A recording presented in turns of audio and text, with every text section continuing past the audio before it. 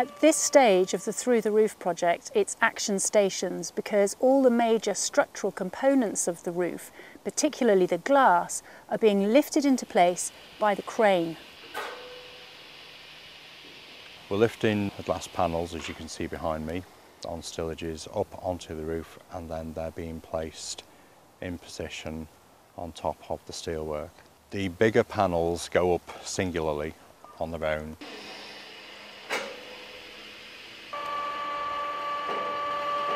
And then the smaller panels go up on a stillage in packs of 6. It's so nice to be out in the countryside working on a beautiful 200-year-old stately home. The crane behind me is a Potain IGO 50. It's probably the future of cranes because it takes the man out of the cab at the top of the crane. It can be controlled by remote control. It's quite easy and accessible, and it's a really good crane to operate. It can pick up between 4 tonnes close into the mast or 1.3 tonnes out on the end of the jib.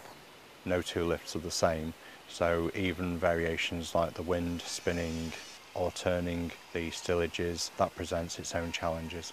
We trolley out to 27.5 metres and then slew it round between the parapets where the 2 fixers are waiting, lowering it very steadily, inch by inch, into position and onto its securing nuts. Well, the construction of the job we're doing here is, as you can see, we're putting a glass roof on top of an ornate glass roof to protect it. The job's been very difficult. It's a very difficult design. The glazing is put in mainly with the crane. Some smaller pieces are put in manually. It's got to be precise. We haven't got a lot of tolerance. We've got a couple of millimetres of tolerance on each piece of glass. These are Nexus brackets. They're made and developed from Pilkingtons, just for their glazing. This glass is a toughened glass unit, which should last a very long time, we hope.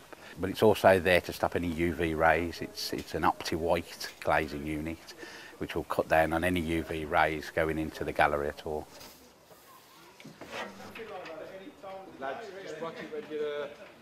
This roof, with its 52 separate pieces of glass, is precision engineering, and the fact that they're having to put these 52 pieces together in such a particular way, it's really incredible. And seeing it come together like this and finally making the roof into a roof is really quite phenomenal.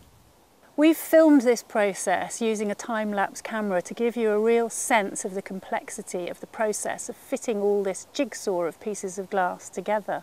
In the past, the efforts to protect Nash's roof below have only been piecemeal and never very effective.